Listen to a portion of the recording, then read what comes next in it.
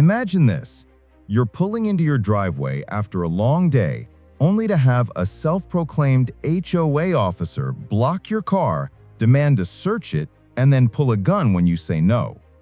Now, what if I told you, not only am I not part of their HOA, but they had no clue who they were messing with? Because when you threaten me on my own property, you're stepping straight into the lion's den.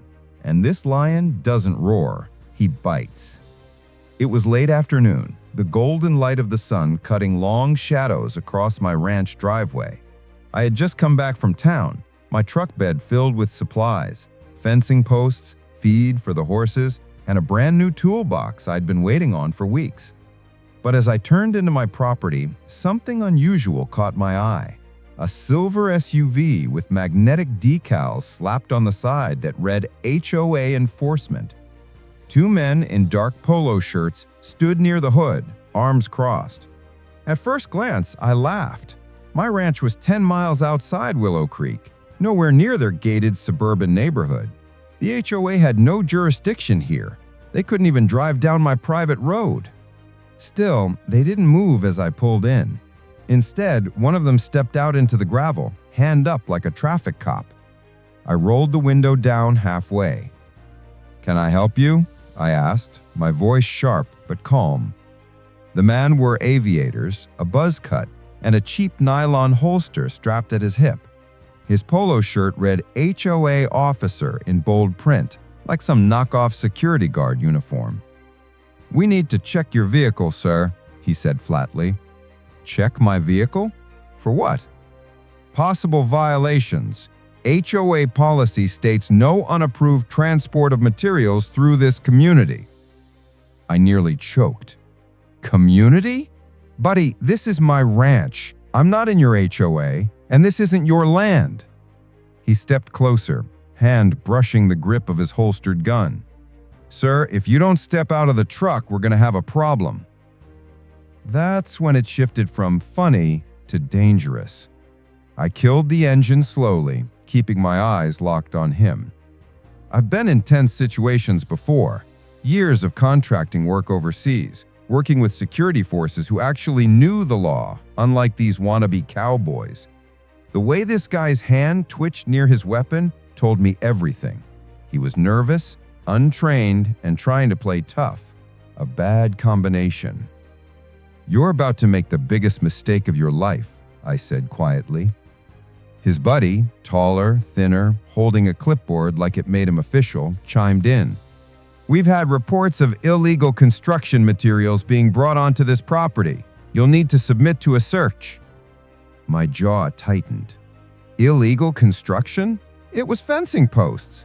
And even if it wasn't, who the hell were they to demand anything from me? I leaned back, slow and deliberate, then pulled a leather wallet from my jacket. Not my driver's license, not yet. No, this was the ID that shut down hostile checkpoints in countries these jokers couldn't even pronounce. I flipped it open and let the sunlight gleam off the federal badge inside. "I'm not in your HOA, and unless you want to spend tonight explaining yourselves to a federal judge, you're going to turn that SUV around and disappear." For a second, their faces faltered. The clipboard guy actually swallowed, glancing nervously at his buddy. But the one with the holster doubled down, pride outweighing sense. He tugged the pistol free, not fully raised, but the motion itself was enough. "Don't test me," he barked. Bad move. In one fluid step, I shoved open my truck door. The heavy metal smacked into his arm, knocking the gun sideways. He stumbled, cursing, but before he could regain his grip, I had him pinned with one hand against the hood of my truck. "You point a weapon at me on my land," I growled, pressing my weight forward, "and you just crossed into felony territory." Clipboard guy panicked. Wait, let him go, we'll leave." But I wasn't done, because behind me, tires crunched on gravel. A black Tahoe rolled in, red and blue lights hidden behind the grille suddenly flashing. My backup had arrived. Not local deputies, my friends. I'd called ahead the moment I spotted the SUV at my gate. The Tahoe doors swung open, and two plainclothes federal agents stepped out, badges gleaming. The HOA cop's face drained of color. "You boys ever hear of impersonating law enforcement? Because that's a 10-year sentence, minimum." The fake HOA officer's face was pale as chalk, pinned against the hood of my truck, his pistol now lying useless in the gravel. The clipboard guy had stepped back, hands trembling in the air. The black Tahoe behind me hummed quietly, its grille lights casting pulses of red and blue across the ranch driveway.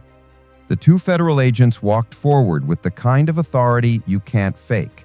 One of them, Agent Ramirez, was an old friend of mine from a joint task force we'd run years ago. "You idiots really don't know who you're messing with, do you?" he asked, glaring at the fake officer.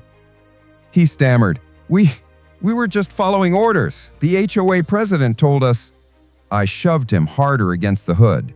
"The HOA president told you to impersonate cops, pull a gun, and demand illegal searches?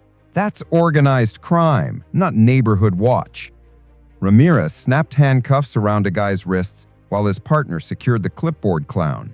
Both of them were shoved into the Tahoe like trash bags. Just when I thought the evening's madness was over, headlights cut through the dusk again. A Lexus screeched to a halt in front of my gate, nearly hitting the Tahoe. The driver door flew open and out stormed Karen. You know the type, mid-50s, blazer over a floral blouse, pearl necklace that screamed suburban royalty, and of course, a fat leather binder stuffed under her arm, the self-proclaimed Bible of HOA rules. "What is going on here?" she shrieked, marching straight into the chaos like she owned the place. "Those men are my officers. You can't arrest them." Ramirez turned, his badge shining.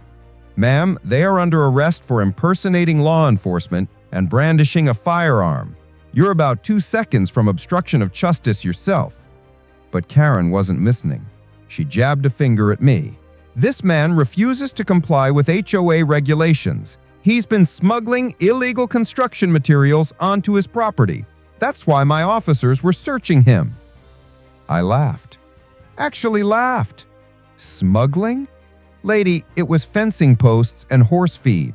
And newsflash, I'm not in your HOA. This is private ranch land. Her face went beet red. Everything in a 3-mile radius falls under HOA guidelines. That includes this ranch.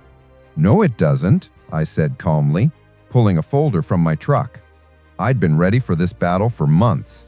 Inside was a signed legal declaration from the county, proof my ranch was exempt and the HOA had been illegally overreaching for years. Karen's eyes flickered just for a second, but her arrogance didn't let up. "We'll see what the judge says." She wasn't right. The next morning, we were all in court. The courtroom was packed. Half the town had heard what happened. The HOA board sat stiff in the front row, while Karen strutted like she was about to win a beauty pageant. Her fake officers sat shackled in orange jumpsuits, refusing to meet anyone's eyes. When the judge entered, the room fell silent.